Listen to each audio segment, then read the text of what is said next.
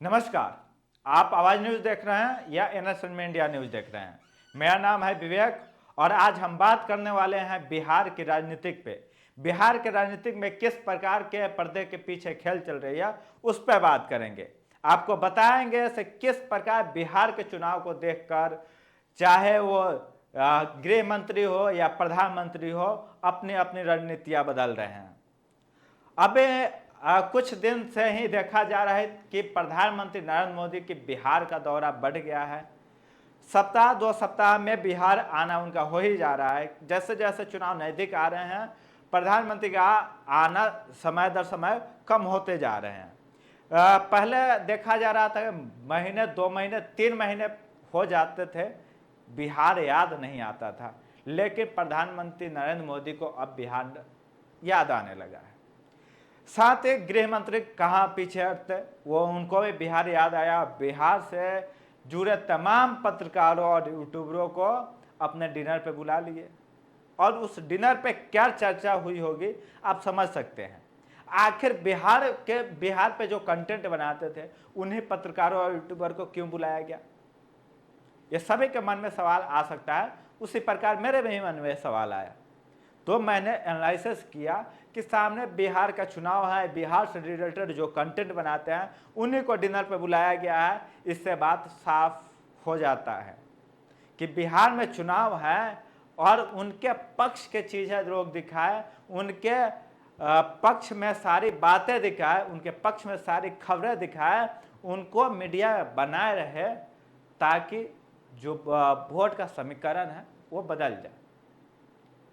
लोग सोचते हैं कि हम यहाँ से जानकारी ले रहे हैं, खबर पढ़ रहे हैं, खबर देख रहे हैं, न्यूज देख रहे हैं, न्यूज पढ़ रहे हैं।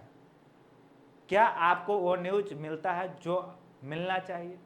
अगर लोग डिनर पे और लंच पे जाना शुरू हो जाएंगे, विशेष गेस्ट, इस बात में ये समझ जाइए, बड़े यूट्यूबर और पत्रकारों को बुलाया गया जो टीवी चैनल और प्रिंट मीडिया के हैं, उन लोगों के साथ डिनर होता है तो सौभाग्य सी बात है कि वो लोग उन्हीं के पक्ष में उन्हीं की खबरें दिखाएंगे, रियलिटी आपको नहीं दिखाएंगे।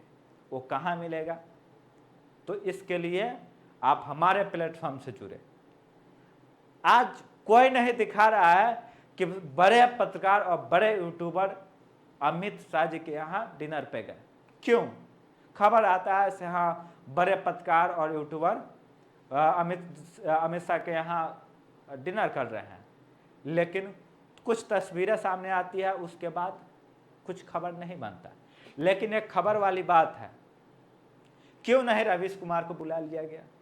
क्या वो पत्रकार नहीं है? क्या वो बड़े यूट्यूबर नहीं है? सोचने वाली बात है और ये इस चीज़ को आप बखूबी समझते हैं। सर रवीश कुमार को क्यों नहीं बुलाया जाता और क्यों नहीं बुलाया गया? क्योंकि वो उनके पक्ष के चीज़ें नहीं दिखाएंगे, उनके कहने के अनुसार नहीं चलेंगे। लेकिन अन्य लोग चलते हैं तो उनको बुलाया गया है। खबरें को सेलेक्ट करना और सेलेक्ट करके देखना आप सभी के लिए बहुत चैलेंजेस हो गए हैं। जो सामने परोसा जा रहा है उसको आप देख रहे हैं।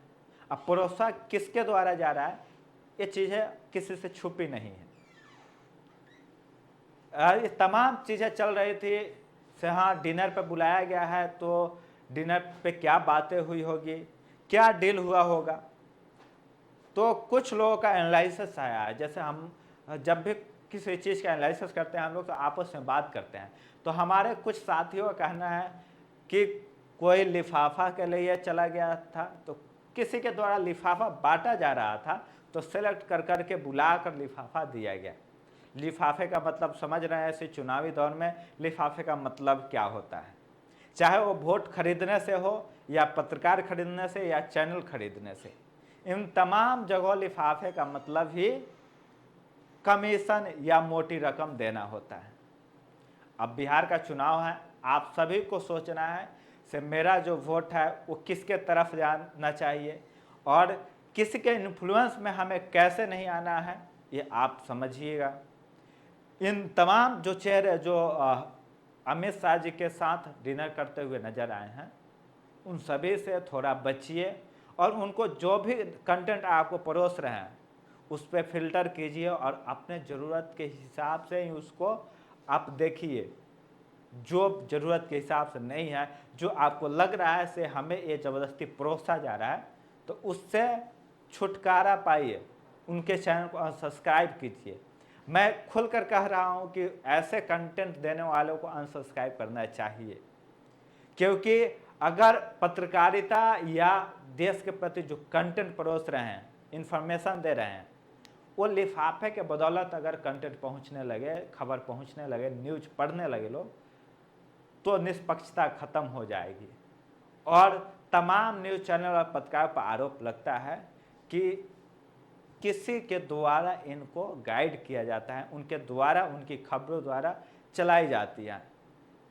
तो इन सब चीज़ों को सुनते आ रहे हैं, तो अब समय आ गया है कि हम इनको नकारें। बहुत लोग बैकआउट करता है तमाम उन पत्रकारों का जो किसी के पक्ष में नहीं रहते या किसी के अगेंस्ट में नहीं जाते। लेकिन आप क्या देख रहे हैं? आपके भविष्य किससे बनने वाली है? आपके समस्याओं को कौन उठा रहा है? आपके समस्याओं पे कौन बात कर रहा है? आप देख रहे हैं तो आप इस चीज़ को समझ भी रहे होंगे। तो जो आपकी समस्याओं को उठा रहे हैं, जो आपकी बात कर रहा है, उसको आप देखिए और आसपास के लोगों को दिखाइए, जागरूकता फैलाइए, ताकि आपका एक वोट का कीमत जब 5 साल पे चुनाव आता है तब लोगों को बताइए से हमारी कीमत क्या है। अगर आप 5,000 में वोट दे देंगे तो आपकी कीमत 5,000 ही रह जाएगी। अगर अपने वोट की कीमत अगर 1 करोड़ समझ लेंगे तो आप 1 करोड़ की योजनाओं की बात करेंगे, 1 करोड़ की डेवलपमेंट की बात करेंगे। बाकी हमारा प्रयास रह रहा है कि बिहार चुनाव है तो सभी को जागरूक करें। होना ना होना आप सभी दर्शकों के बात है कि आपको जागरूक होना है या अंधभक्ति में रहना है। पीएम मोदी का झंडा लेकर घूमना है या राहुल गांधी का झंडा लेकर घूमना है या तेजस्वी यादव का झंडा लेकर घूमना है या नीतीश कुमार का लेकर घूमना है, यह सब आप पे है। आप स्वतंत्र हैं, जिसका मन करे उसका लेकर घूमें, लेकिन एक बार बिहार को ध्यान में रखकर वोट जरूर कीजिएगा। इतना ही कहूँगा। इसके साथ मैं आपसे विदा लूँगा। फिर अगले समय आऊँगा एक अन्य कंटेंट के साथ। कंटेंट बहुत सारे हैं, हम आपके पास नहीं पहुँच पा रहे हैं, समय की अभाव है, लेकिन कोशिश करेंगे कि आपको हर खबरों से रूबरू कराएं। उसके लिए हमारे चैनल से जुड़ जाएं और सब्सक्राइब करना बिल्कुल ना भूलें। हमें मजबूत बनाए ताकि हम मजबूती से बात रख सकें और निष्पक्ष बातें बोले, निष्पक्ष होके हमेशा रहें। बहुत बहुत धन्यवाद। अभी तक हमें आप सभी ने देखा और प्यार दिया। फेसबुक देख रहे होंगे तो पॉडकास्ट विवेक को ज़रूर फॉलो कर लीजिएगा।